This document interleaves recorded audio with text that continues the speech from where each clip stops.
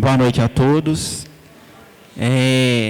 Nós aqui não temos a pretensão de ter a última palavra em nada, né?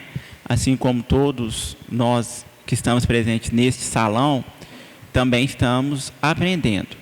É claro que dentro das nossas capacidades, pela intuição também da espiritualidade superior, nós vamos tentar auxiliar, respondendo dentro daquilo que nós compreendemos, dentro daquilo que a doutrina espírita ela ensina, as perguntas que nos são dirigidas.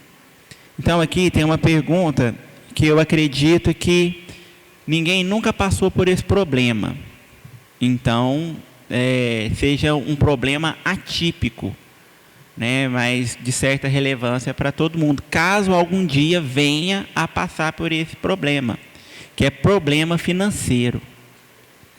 Tenho certeza que quase ninguém aqui passou por esse problema ainda, porque somos todos prósperos, não é verdade? Somos ricos na graça, né? Problemas financeiros. Não consigo sair do lugar. Pode ter algo relacionado com algum espírito? Bom, primeira coisa que a gente precisa compreender, que a gente precisa se situar, é no lugar onde nós estamos, no planeta onde nós estamos e no momento que nós, quanto humanidade, estamos atravessando. Então, qual o lugar que nós estamos? No planeta Terra. Qual é a classificação desse planeta? Mundo de provas e expiações. Qual o momento que o planeta atravessa? Transição planetária. Um momento de transição, né? Onde ele sai dessa classificação de mundo de provas e expiações para o mundo de regeneração. Lá no Evangelho segundo o Espiritismo, sobre a classificação dos mundos, isso fica bem explicado para a gente poder entender qual é a finalidade de cada mundo habitado, né? O próprio Jesus, no Evangelho de João, fala: na casa de meu Pai há muitas moradas. E nós estamos em uma dessas moradas, cuja finalidade é fazer com que o espírito progrida. Mais propriamente dito, nós estamos em um planeta, nós estamos em um mundo onde o espírito ele é provado ou aonde ele vai expiar as suas faltas. Então, às vezes, nós temos aquela mania, né, por assim dizer, ou aquele costume de, às vezes, transferir as nossas dificuldades para os outros, achar sempre um culpado. Sempre alguém é o culpado por eu estar passando por isso, ou eu estar passando por aquilo, por eu ser assim ou eu ser assado, mas nunca sou eu mesmo. Porque é mais fácil, às vezes, a gente encontrar alguém, né? Daí surge aquele ditado popular, o bode expiatório, né? Porque o que é o bode expiatório? Lá na época de Jesus mesmo, né? Há 2000 anos atrás, quando se ia oferecer alguma coisa no templo, levava um cordeiro, levava um bode, uma pomba, alguma coisa, e ali aquele animal era imolado pelos meus pecados. Agora, coitadinho do bichinho, né? O que tinha a ver com isso? Mas nós fazíamos isso, né? A gente ia lá, pegava o bicho, sacrificava ele, matava ele, porque nós acreditávamos que com aquele ato a gente estava transferindo os nossos pecados, as nossas culpas, e a partir dali, com aquela imolação, né, nós estaríamos purificados. Então, olha, como que isso é um atavismo, né, um costume gravado na nossa consciência, ó, lá de trás, né, de milhares de anos atrás. Então, às vezes, quando nós estamos passando por alguma dificuldade, o que é o primeiro pensamento? Eu preciso encontrar a causa disso. Mas aí é que às vezes é o problema, porque às vezes a causa não vai estar nessa vida. Né? No próprio Livro dos Espíritos, quando fala sobre a natureza dos sofrimentos, né, e das provas, diz que se não é nessa vida que a gente encontra os motivos pelos quais nós estamos sendo provados ou estamos passando por alguma situação de expiação, é porque esse motivo advém de uma existência pretérita. né? E aí, às vezes, a gente pode pensar até assim, mas que culpa que eu tenho agora, né? Que culpa que eu tenho agora? Eu estava conversando com uma jovem de 16 anos, prima da minha esposa, e ela me fez essa afirmativa, né? Mas, Davi, eu não acho justo, porque eu não sou mais aquela pessoa. Eu não me lembro do que eu fiz. Por que eu tenho que passar por isso agora? E aí, a resposta, ela não tem como a gente responder isso se a gente não pensar no amor de Deus para conosco. Porque até então, nós acreditávamos que eu vivi, fui bonzinho, eu vou para onde? Para o céu, né? Ficar lá tocando harpinha com os anjinhos. Aí eu fui uma pessoa mais ou menos, eu vou para o purgatório, que até então não existia antes do século XIII, né? Que isso aí foi uma invenção, porque até então estava assim, mas não tem um meio termo? Se eu for bonzinho, eu vou para o céu, se eu for ruim, eu vou para o inferno. Tá, mas e se eu for mais ou menos? Aí eles pensaram de quem, vamos criar uma coisa aqui, vamos criar o purgatório, fica lá então, até ver o que vira, né? E aí, a gente tinha esse pensamento, ou ia para o céu, ou ia para o inferno. E essas sentenças, elas eram irrevogáveis e definitivas, não é verdade? Tanto que tem aquela afirmativa, vai queimar no inferno por toda a eternidade. Não é assim? É duro da gente ouvir isso, né? Porque vai completamente na contramão do que é o amor divino. Deus não é amor? O evangelista João não fala que Deus é amor no capítulo 3? Deus é amor. E aí Jesus, lá no capítulo 5 de Mateus, ele fala assim, se vós que sois maus, sabeis dar coisas boas aos vossos filhos, quem dirá Deus vosso Pai que está nos céus? E aí aqui agora eu faço uma pergunta, quem aqui é pai ou mãe? Levanta a mão. Muito bom. Quem aqui o filho já fez uma peraltice? Você falou, não faz isso, aí ele esperou você virar as costas, foi lá e fez. Levanta a mão também. Olha aí, ó. Tá vendo? E aí, então, você vai chegar lá na sua casa agora, quem ainda tem um filho, principalmente um filho pequeno. Pequeno mesmo, 2, 3, 4 anos. E vai virar para ele e falar assim, ó, você vai achar o enfeite mais bonito que você tem na casa. E vai falar assim, olha, você pode mexer em tudo, assistir televisão, mexer no celular, ir na cozinha, comer o que você tiver vontade. Mas se você colocar a mão nisso daqui, eu vou catar você pela orelha, vou te jogar lá no meio da rua e você nunca mais entra nessa casa. O que vocês acham da ideia? Boa ou ruim? Quem teria coragem de fazer isso?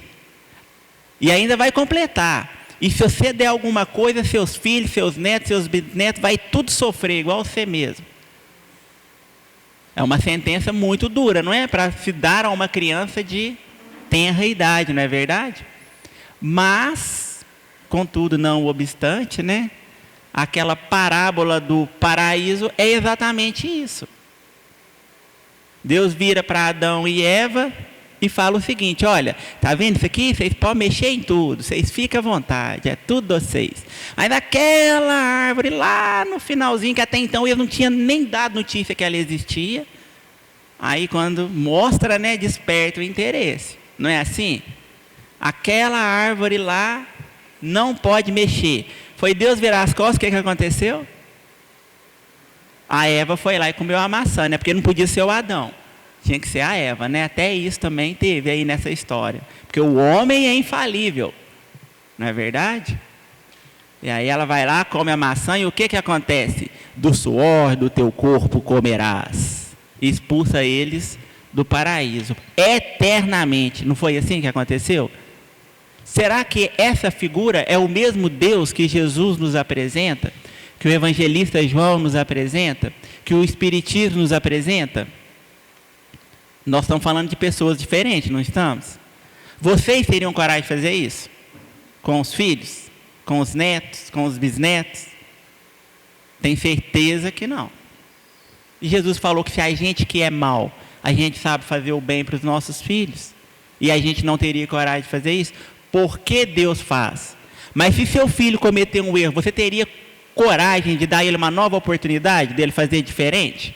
ia acertar as coisas com você? Sim ou não? E por que com Deus ia ser diferente? Então a reencarnação é isso, né? Há diferentes ordens dos mundos, é para isso mesmo.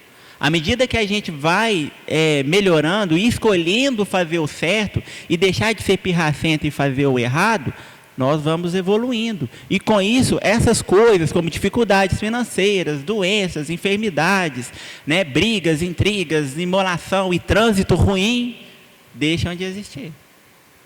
Porque a gente vai evoluindo quanto espírito, essas coisas vão ficando pequenas, nós vamos deixando a nossa cota de dívida para trás, até que a gente consiga estar em um mundo, em um ambiente, onde as vicissitudes, onde as provas e as expiações já não serão mais necessárias, né? Que é o próximo passo que o nosso planeta está dando, que é para o mundo de regeneração, aonde essas coisas já não vão estar mais tão acentuadas no cotidiano da humanidade.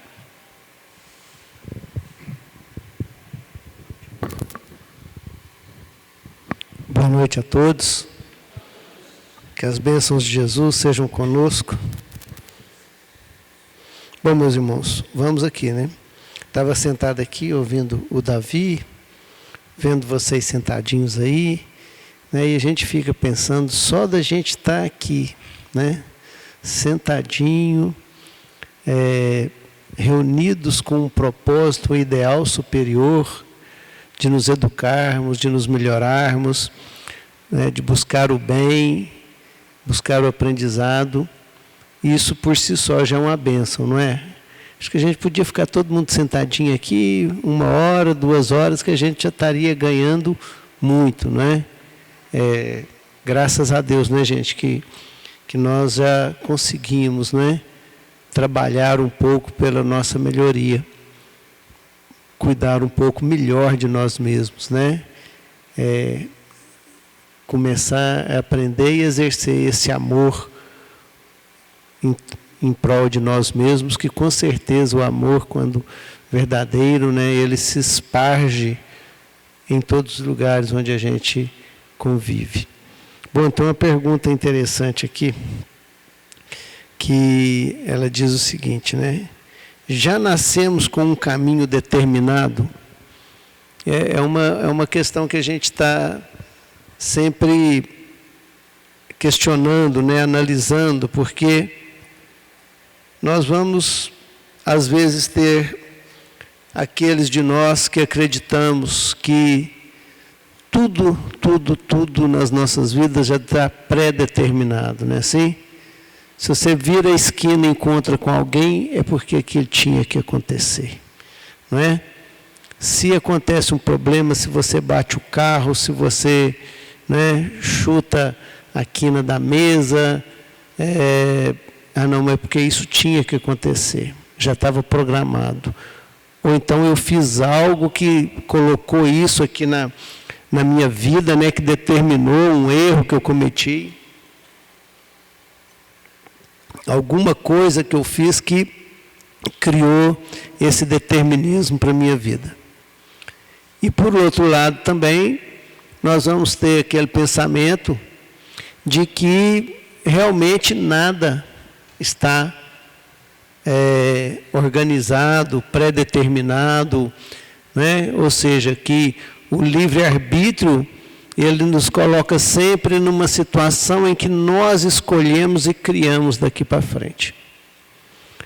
Mas existe aí, né, um meio termo, porque a gente vai observar que ao reencarnarmos, antes de reencarnar, a gente vai ver no livro, né, de André Luiz, Os Mensageiros, né, que existe um departamento, um ministério, né, no plano espiritual, o ministério da reencarnação, né? Ou seja, ao reencarnarmos, quando nós estamos para reencarnar, nós fazemos um planejamento espiritual, né? O que seria o planejamento espiritual? um trabalho de uma encarnação, não é, meus irmãos? A gente vir aqui e passar aqui 80, 100 anos, 50, 30, que seja um ano, 2, isso é um trabalho de uma responsabilidade, de uma importância muito grande para todos nós. Nós não viemos aqui a passeio, não viemos de férias. Nós reencarnamos com uma programação, com uma proposta de trabalho, uma proposta de vida. É isso ao que nós damos o nome de planejamento reencarnatório, né? A gente não vem simplesmente, não, né? Lá ia passando e aí de repente resolvi reencarnar. Não. Né? Existem os trabalhadores do plano espiritual, especialistas, nossos anjos guardiães, nós mesmos, dependendo do nosso nível de possibilidade, né, de visão, de entendimento e compreensão, também vamos opinar e vamos ajudar na preparação daquilo que nós precisamos passar, o caminho que nós precisamos trilhar enquanto encarnados.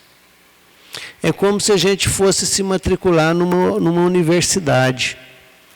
Você vai para a universidade, você vai fazer qual matéria? Não, vou fazer medicina. Então, de acordo, de conformidade com a matéria que você precisa se especializar, com a que você escolheu, vão ser os cursos, né? De acordo com o curso, vão ser as matérias que nós vamos estudar. E quando a gente se matricula nesse curso da carne, né? Nesse curso que é uma existência no corpo físico, porque aqui nós estamos numa escola, né? O corpo físico, a vida material, ele é uma escola, como às vezes também é uma prisão, e como às vezes também é um hospital. Então a gente está sempre navegando nesses 3 itens aí, né? Mas sobretudo a ideia da escola, não é? Essa visão de que a vida ela é uma escola, ela se sobrepõe na maioria dos casos. A gente reencarna com o intuito do aprendizado, porque algumas coisas nós vamos aprender muito melhor, vamos experimentar, vamos testar quando no corpo material, quando na vida material, que é diferente do plano espiritual. Algumas necessidades da gente se reorganizar, de reatar algumas dívidas com algumas pessoas.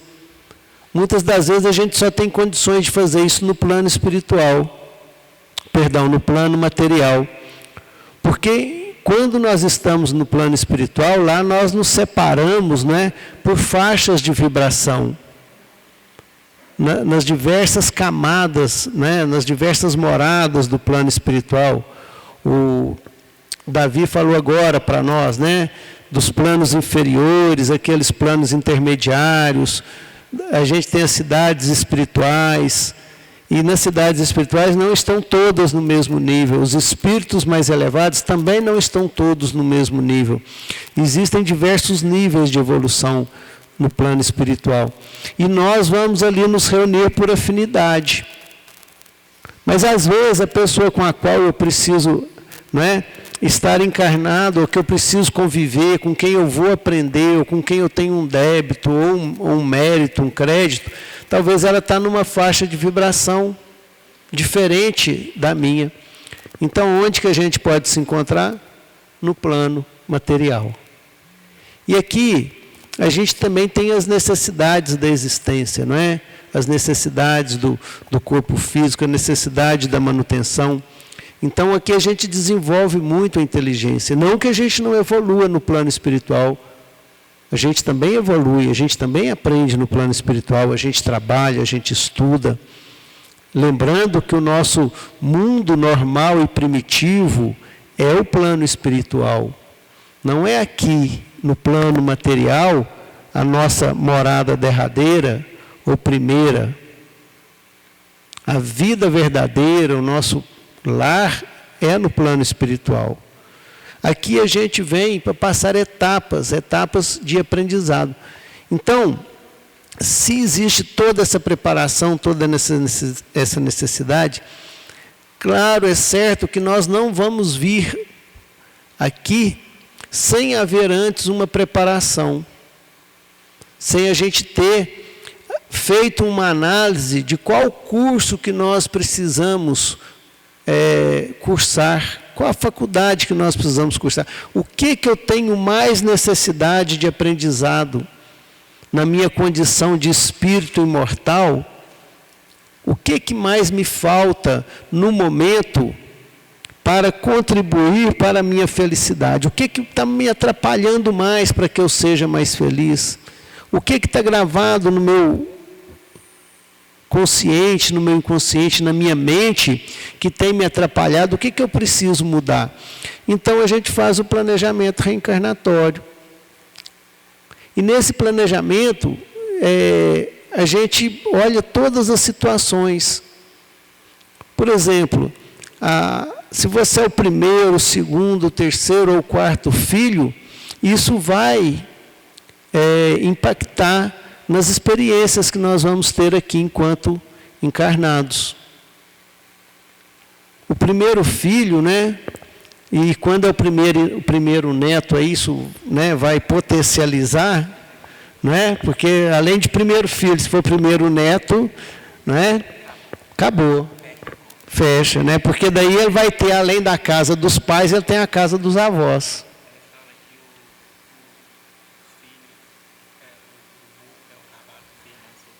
Isso, por aí, né? O neto é o filho com açúcar, né? Então, mas por quê? O filho, o primeiro filho, ele é o dono né? Ele já é o dono do ninho da casa. Ele não precisou disputar com ninguém. Ele, não é? Embora ele seja resultado de um experimento, né? Porque os pais vão aprender com o primeiro, né? Assim, depois nos outros eles vão treinando. Vocês podem ver que o segundo, o terceiro, o quarto, o quinto, vocês vão saindo mais aperfeiçoadinho, mais bonitinho, né? Brincadeira, viu, gente? Mas o que acontece? O segundo filho, não, ele tem que disputar o lugar dele ali com o primeiro.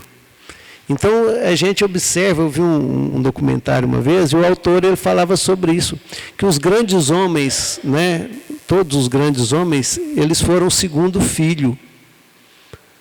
Porque, ou seja, espíritos que vinham com tarefas determinadas já reencarnavam como segundo filho, porque ele já ia ser testado, ele já ia ser aprimorado, os valores dele já começam a ser direcionados ali, no seio do lar.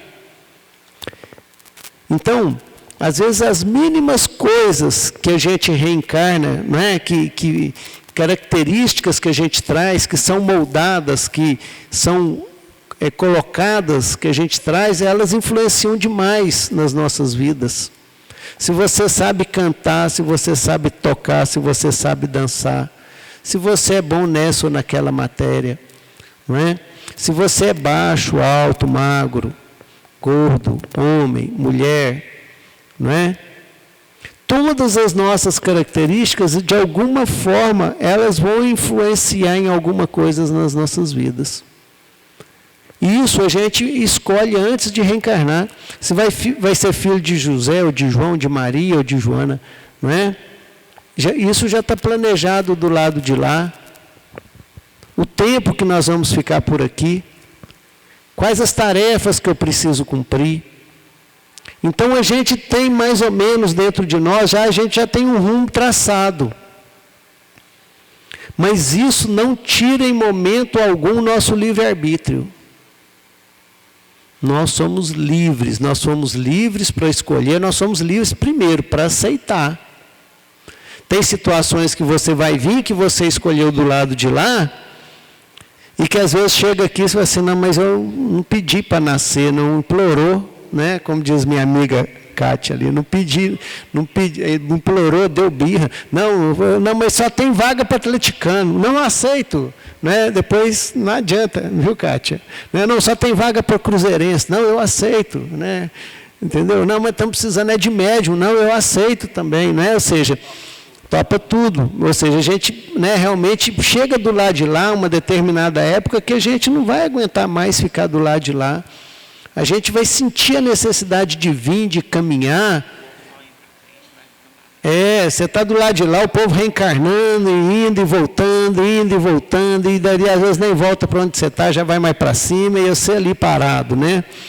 Então, a gente, né, junto com a espiritualidade superior, vai ser feito esse planejamento dos pontos mais importantes da nossa existência. Como nós já dissemos aqui, até a condição física, né, ela influencia em muito, um mínimo detalhe vai influenciar naquilo, nos efeitos que nós vamos receber de volta das pessoas e por onde que isso me direciona.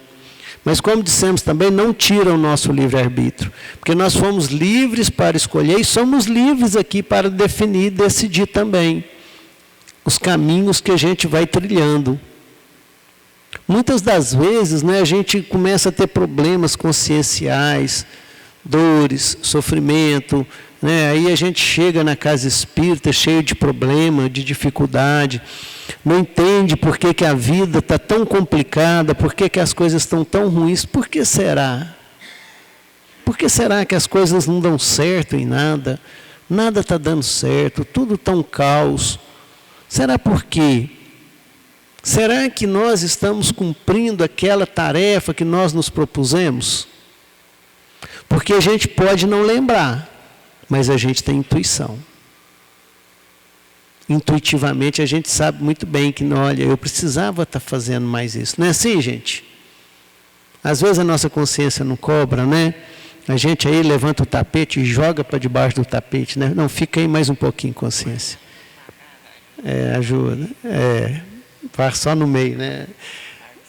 Larga os cantos. Então, assim, a gente mais ou menos, a gente tem essa noção e a nossa própria consciência começa a cobrar de nós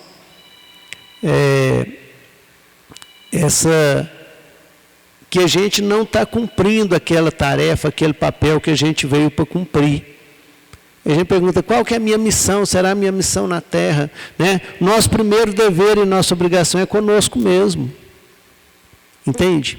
Às vezes a gente não consegue servir bem nem a nós mesmos. E queremos servir o mundo, né? Queremos ser um missionário. Mas não estamos conseguindo fazer o bem para nós. Mas como nós dissemos, você tem aqui, nós podemos escolher se vai ou se não vai, se faz ou se não faz. Não é nada arriscado, que está pronto para acontecer, que tinha que acontecer, que é desse jeito. Não, não é assim. As coisas vão se construindo, as coisas vão acontecendo, né? Nós vamos trilhando caminhos. Agora, uma coisa é certa, a semeadura é livre, mas a colheita é obrigatória. Então, o ditado popular já fala, quem planta ventos, colhe tempestades, não é assim? Se nós estamos deixando de cumprir as nossas obrigações, os nossos papéis, ou às vezes até pelo contrário, fazendo exatamente o oposto, nos complicando mais, trilhando por caminhos que nós já trilhamos antes e que a gente sabe que não foi legal. Ou seja, nós estamos procurando pelas nossas próprias mãos situações de dor, de sofrimento. E não é Deus que faz isso, não. Entende? Né, o Davi acabou de falar sobre, né, Jesus falando para nós, quem é o filho, quem é o pai que o filho pedindo um peixe lhe dá uma serpente, ou lhe pedindo um pão lhe dá uma pedra, né? E aí Jesus chama a gente mal, eu nem tinha percebido isso, sabe, Davi? Se vós, pois, sendo maus como sois, sabeis dar boas coisas aos vossos filhos. Nem ele, né? Quanto não mais vos dará vosso Pai que está nos céus. Não é assim? Então, ou seja, não é Deus, né? Mas é a nossa própria consciência culpada que ainda não consegue se perdoar, não consegue se amar, não consegue se aceitar e não consegue, não é?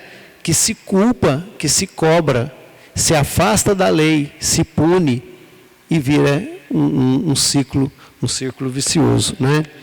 Então, ou seja, Nós não nascemos com um caminho, nós nascemos com os pontos mais importantes da nossa existência pré-determinados, porque nós escolhemos e exercemos o livre-arbítrio na hora de escolher. Mas isso também pode mudar, tanto para melhor quanto para pior, né?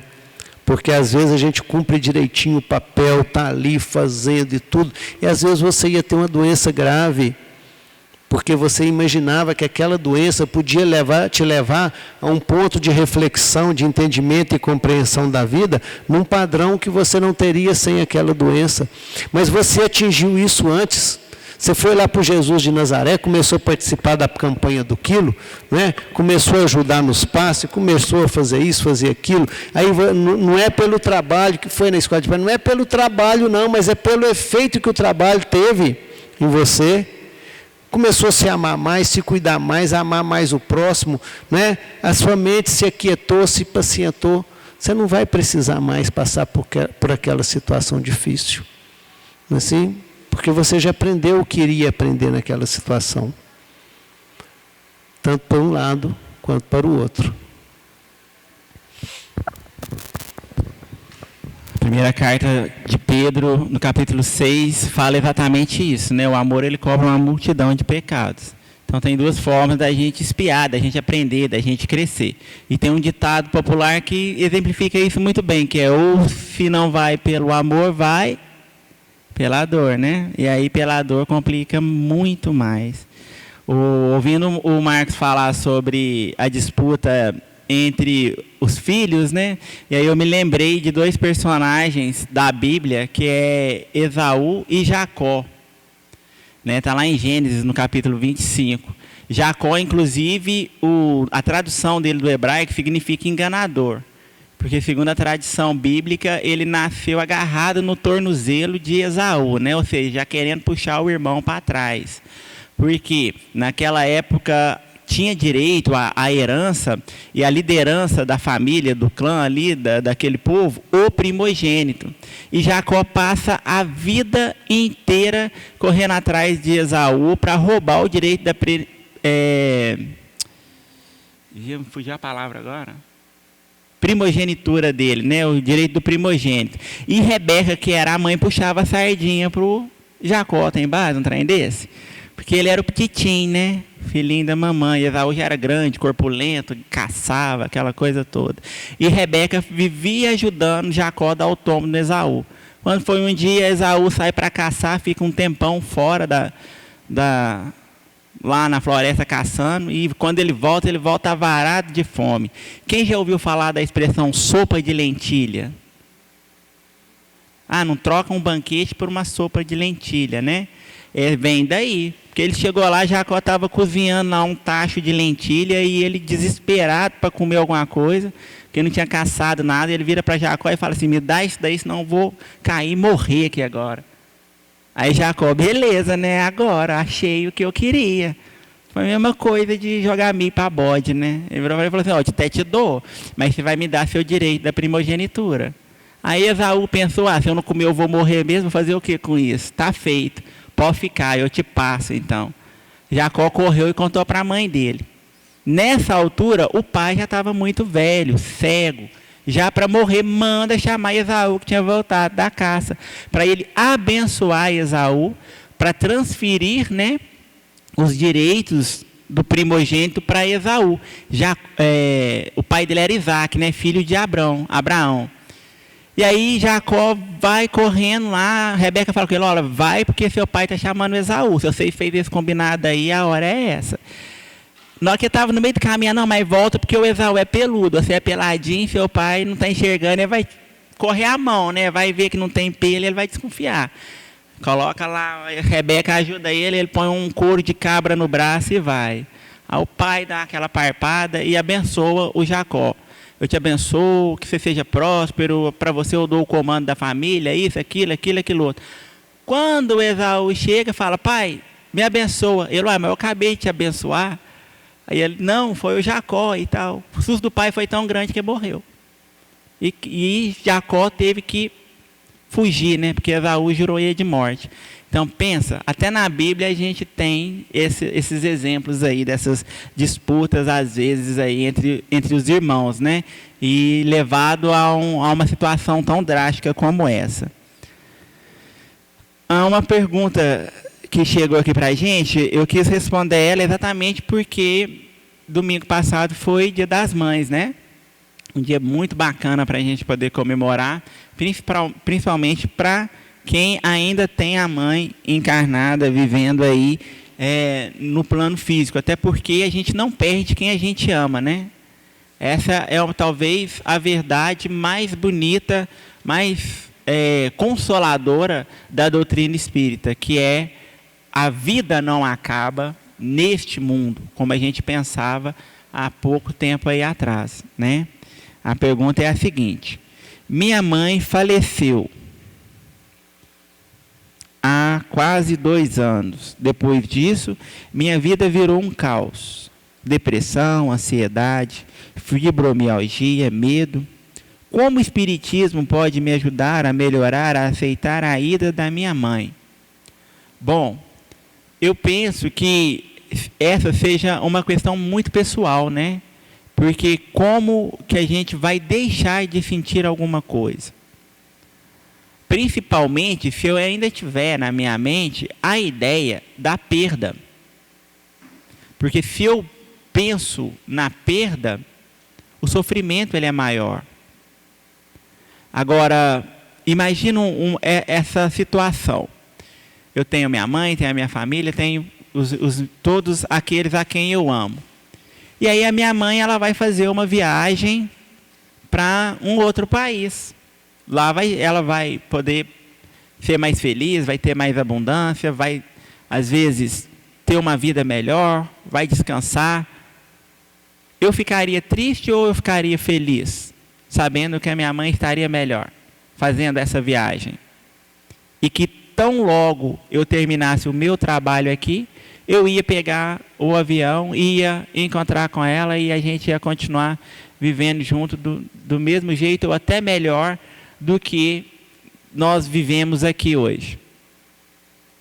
A bem da verdade é que a saudade, essa dor, ela dói dos dois lados, né? Para quem vai é difícil, mas para quem fica, acredito que seja mais difícil ainda. Então, talvez, se a gente mudar essa forma de ver o desencarne, não como uma perda, mas como uma pausa momentânea, a gente consiga trabalhar esse sentimento e aceitar melhor, né? Porque quando eu não aceito, e aí vem um outro sentimento que ele acaba potencializando todas essas outras coisas aqui, ó, que é o sentimento da revolta, que é aquele sentimento da inconformidade, né? É não aceitar os desígnios de Deus, porque só Ele mesmo para definir, né, quem vai, quem fica, que hora que vai, que hora que fica. Mas uma coisa nós temos a certeza, que a única coisa que é definitiva, que é inquebrável, que é imutável, é o amor. Está lá no Evangelho, né? E também no Livro dos Espíritos também tem um capítulo que trata exatamente desse assunto, que é a indestrutibilidade dos elos que nos unem àqueles que nós amamos verdadeiramente. Quem já viu ali o filme Nosso Lar? Tem um momento que o André Luiz, né, ou leu, ele está lá conversando com o ministro, se eu não me engano é o ministro Clarencio, e de repente ele recebe uma visita de quem? Da mãe dele. Não é verdade? E aí ele tem aquele reencontro ali com a mãe, e é um momento muito bonito, inclusive, do filme, né? E mesmo a mãe dele estando em uma esfera superior à que ele se encontrava ali naquele momento, não impediu com que ele tivesse esse encontro com ela. E aí depois, se a gente continuar lendo o livro, a gente vai ver que o próprio André Luiz, ele vai até a mãe dele, né, ele termina os trabalhos dele nas câmaras retificadoras e ele dorme. E aí ele vai de encontro à mãe dele na esfera onde ela se encontra. Olha que bacana, que bonito. Então, essa certeza que a gente tem, que a vida não termina, né, quando nós fecharmos os nossos olhos neste mundo, que ela continua mais bela, mais primorosa, claro, segundo o que o Marcos falou, né, de acordo também com as nossas escolhas, de acordo com as nossas atitudes, de acordo até mesmo da forma como a gente aceita as provas e as expiações que nós escolhemos, como ele também disse, como está lá no livro dos Espíritos, a experimentar nessa existência. Mas essa certeza da imortalidade da alma, desse elo que nos une, que é o amor, que jamais separam, né, aqueles espíritos afins, aquelas pessoas que se amam, isso é que tem que ser o nosso combustível.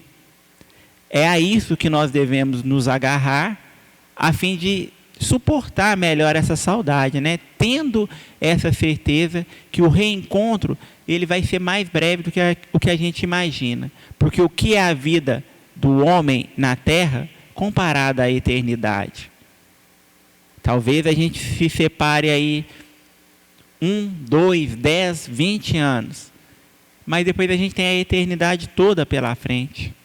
E o que vai ser isso? É a mesma coisa de quando a gente ia para a escola, né? Ficava 4 horas ali fora de casa com a mãe longe. O resto do dia e o final de semana não era muito mais intenso, muito melhor, muito mais gostoso? A ideia é a mesma, né? Embora, de fato, não seja fácil lidar com esse sentimento, com a saudade.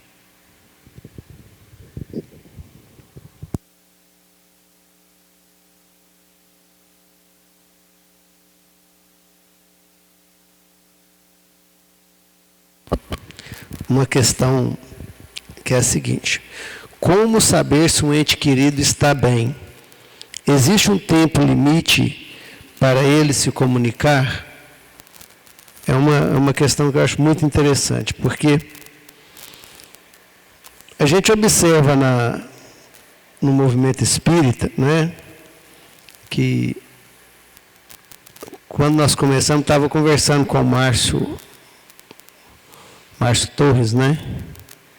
Agora há pouco, estava aqui agora. Está aí, né, Márcio? E ele estava falando assim, né, quando nós começamos, né, era o Sr. Roberto, era o pessoal que era mais velho, a gente era uns meninos novos, né? Agora hoje nós somos os velhos, né? Então já tem um tempinho, né? Uns 30 anos que a gente está, graças a Deus, conseguindo aprender um pouco, está aqui. Mas a gente, nessa época, a gente já ouvia as histórias do passado, onde as reuniões mediúnicas, o contato com os espíritos, eles eram feitos de uma forma muito aberta, né? Onde às vezes você tinha reuniões mediúnicas que eram realizadas nas casas, né, nas casas das pessoas, onde isso era muito aberto, a comunicação com os espíritos, né, reuniões mediúnicas públicas nas casas espíritas, com as portas abertas. E a gente veio numa época onde houve uma mudança muito grande nesse contexto. E eu trabalho, né, nos trabalhos que a gente faz dentro da doutrina espírita, eu sempre trabalhei em reunião mediúnica. Desde quando eu cheguei, né, eu já fui logo no início. Na época a gente também não se pedia muita coisa para a gente entrar na reunião mediúnica, não. Né, mas assim, a gente até estava vendo aqui o nosso irmão, o Mário, né? Né, Mário? Eu e o Mário frequentamos as primeiras reuniões mediúnicas junto com o Márcio também, né, no Maria de Nazaré, com o senhor João Balbi, mas a Maria do Carmo, não é? Tínhamos lá um grupo mediúnico de educação da mediunidade, e ali a gente começou os primeiros passos. Mas na época começou assim, a valorizar mais, estava sendo mais colocada a necessidade do estudo da mediunidade, que realmente é muito necessário, viu, meus irmãos? Médium, trabalhador de reunião mediúnica, todos nós devemos estudar a mediunidade, porque ela é uma força atuante nas nossas vidas, constantemente, mesmo quem não é médium ostensivo. Né? Todo mundo é médium, mas o médium ostensivo é aquele que sente num grau maior a influência dos espíritos. Então a mediunidade realmente ela deve ser estudada, deve ser compreendida por aqueles que trabalham com ela. Mas nesse meio tempo, eu entendo que nós saímos de uma total liberdade, onde tudo era possível, para um outro extremo, onde a gente hoje precisa, né, repensar novamente e procurar um meio termo, para que a gente não volte a um passado onde que também as coisas não eram legais, porque o trabalho com a mediunidade é um trabalho especializado, né? Um médium da capacidade de um Chico Xavier para psicografar cartas, para falar nome de parente, isso é mediunidade rara. A gente não encontra em toda casa espírita, né? A gente percebe as entidades, a gente sabe que é fulano, mas a gente não dá conta de psicografar o CPF dele, não. Assinar igual. Né? Então, ou seja, isso não desfaz o mérito da mediunidade, tá? E da possibilidade da comunicação. Mas chegou-se um tempo onde que também nós trancamos a mediunidade entre quatro paredes. Eu falo isso com muita naturalidade, porque não tem problema em conversar, né? Então, criou-se ali, eu converso muito isso, né? Nós somos trabalhadores do movimento espírita, eu trabalho no movimento espírita federativo, na União Espírita Mineira, aqui no Quinto CRE, estamos na presidência novamente. Então, a gente trabalha muito no movimento espírita, em toda a região, então, a gente tem muito contato e sabe muitas coisas que estão acontecendo e conversa com muitas pessoas. E a gente vê que tem horas que as coisas começam a mudar e a gente vai sentindo a necessidade de mudança. Porque, às vezes, muitas das vezes, o que a gente ouve, e isso a gente escuta muito, não que às vezes a pessoa chega na casa espírita interessada só no fato mediúnico. Né? A pessoa só tem a curiosidade. Mas eu nunca encontrei nada na doutrina espírita, né? Kardec vai falar daquela curiosidade vã, aquela curiosidade que não tem como um fundamento construir algo bom, que é só para desafiar, sabe? Essa curiosidade realmente ela é perniciosa em qualquer situação, em qualquer coisa. Não é só em relação à doutrina espírita, não. Mas tem aquela necessidade, aquela vontade de saber, aquela vontade de conhecer. E Kardec ele vai falar em alguns momentos que a pessoa pode consultar os espíritos através de um médium para saber isso, aquilo e aquilo outro. Então, ou seja, esse meio termo, né, essa questão, ela é interessante quando se pergunta se tem como eu saber se um parente meu está bem. Tem.